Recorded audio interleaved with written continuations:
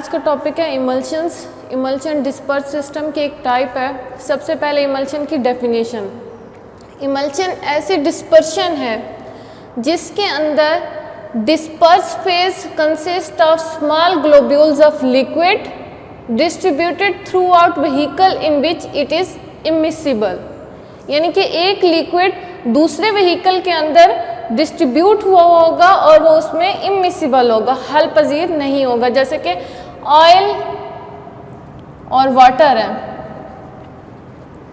Oil water के अंदर distribute हुआ होगा तो ऑयल हमारी क्या है, डिस्पर्स फेज है, और वाटर हमारा व्हीकल है। ऑयल वाटर के अंदर इमिसिबल है, हल पजीर नहीं है। डिस्पर्शन एक ऐसी डिस्पर्शन है जिसमें डिस्पर्स्ड फेज दूसरे हमारे व्हीकल के अंदर डिस्ट्रीब्यूट हुई होती है और उसके अंदर इमिसिबल होती है, हल पजीर नहीं होती। बाईफेजिक डोजेज फॉर्म है। इमल्शन दो फेज पर मुश्तमिल होता है, एक डिस्पर्स फेज और दूसरी डिस्पर्शन फेज।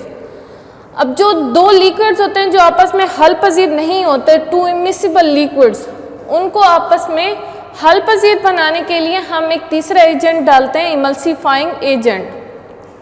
ऑयल है और वाटर, ऑयल वाटर को आपस में मिक्स करने के लिए हम इसके अंदर इमल्सीफाइंग एजेंट डालेंगे। इमल्सीफाइंग एजेंट इन दो मुख्तलिफ फेजेस के दरमियान जो इंटरफेशियल टेंशन है, दो फेजेस के दरमियान जो इंटरफेशियल टेंशन है उसको रिड्यूस करके आपस में इसको मिसिबल बना देगी। अब डिस्पर्स फेज का दूसरा नाम क्या है, इंटरनल फेज, और डिस्पर्शन मीडियम का दूसरा नाम एक्सटर्नल और कंटिन्यूअस फेज।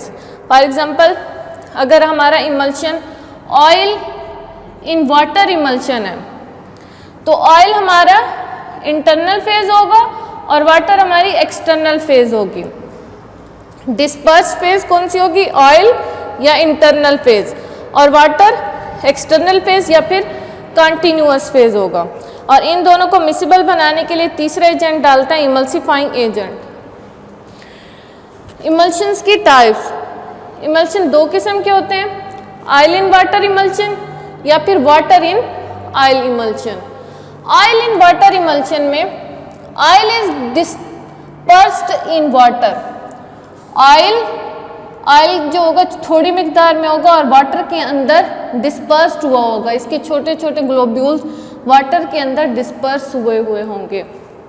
और वाटर इन ऑयल, इसमें वाटर ऑयल के अंदर डिस्पर्स हुआ होगा। दे में बी लिक्विड और सेमी सॉलिड। लिक्विड में फर्दर इसकी एग्जांपल है ओरली इमल्शंस, पेरेंटल इमल्शंस या फिर टॉपिकल इमल्शंस। सेमी सॉलिड में टॉपिकल इमल्शंस। अब लिक्विड एक्सटर्नल प्रिपरेशंस, जो लिक्विड इमल्शंस हैं जो बैरूनी इस्तेमाल के लिए होते हैं, उसमें लिनिमेट्स हैं, लोशन है। लोशंस भी जो हम आम इस्तेमाल करते हैं ये इमल्शंस हैं। फिर semi solid emulsions. Semi solid emulsions में ऑयली क्रीम्स हैं। Oily creams water in oil emulsions है।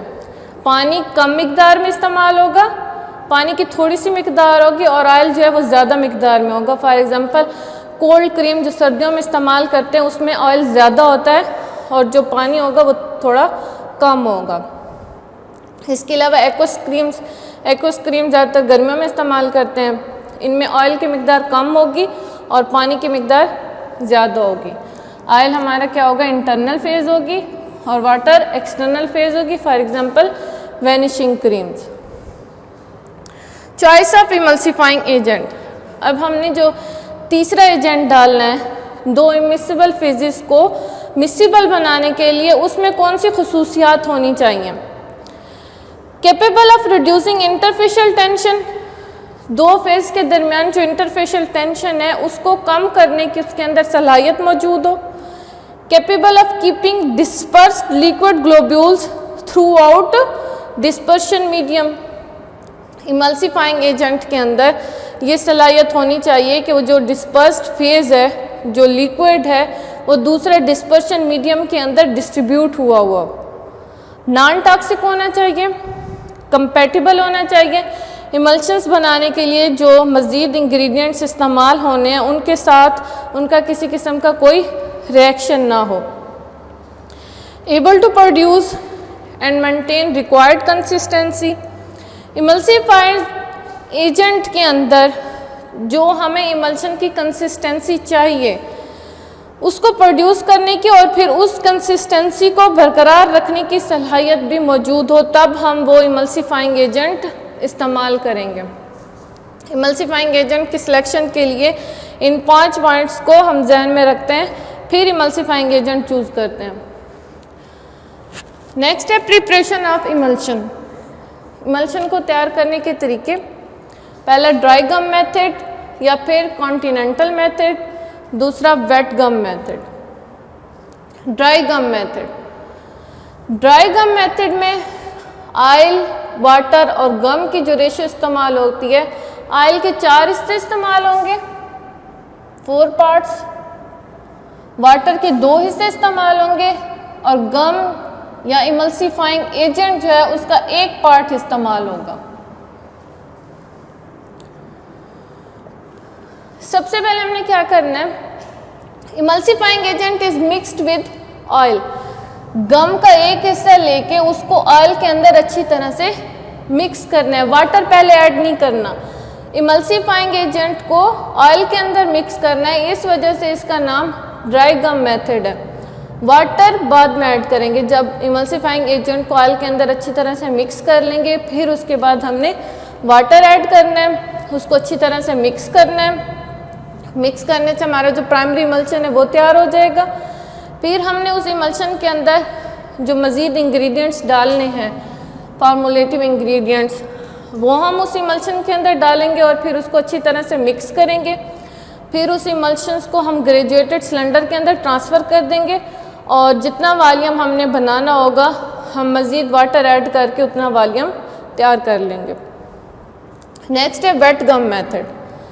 वेट गम मेथड में भी ऑयल के 4 पार्ट्स, वाटर के 2 पार्ट, गम का 1 पार्ट इस्तेमाल होगा। अब इसमें इमल्सिफाइंग एजेंट या फिर गम का जो 1 पार्ट इस्तेमाल हो रहा है उसको हमने वाटर के अंदर ऐड करना है। वाटर के अंदर ऐड करके उसको अच्छी तरह से म्यूसिलेज बनाना है। फिर ऑयल बाद में डालेंगे। ऑयल आहिस्ता आहिस्ता, ऑयल के 4 पार्ट्स हैं उसको आहिस्ता आहिस्ता उसके अंदर मिक्सचर के अंदर ऐड करेंगे और उनको मिक्स करेंगे। और अगर मिक्सचर बहुत ज़्यादा थिक हो गया है तो फिर हम थोड़ा सा पानी डाल के उसकी कंसिस्टेंसी को थोड़ा कम करेंगे। फिर हम उसको प्राइमरी इमल्शन बन जाएगा, फिर उसको ग्रेजुएटेड सिलेंडर में डाल देंगे और जितना वॉल्यूम हमने बनाना होगा हम उतना वॉल्यूम बना लेंगे।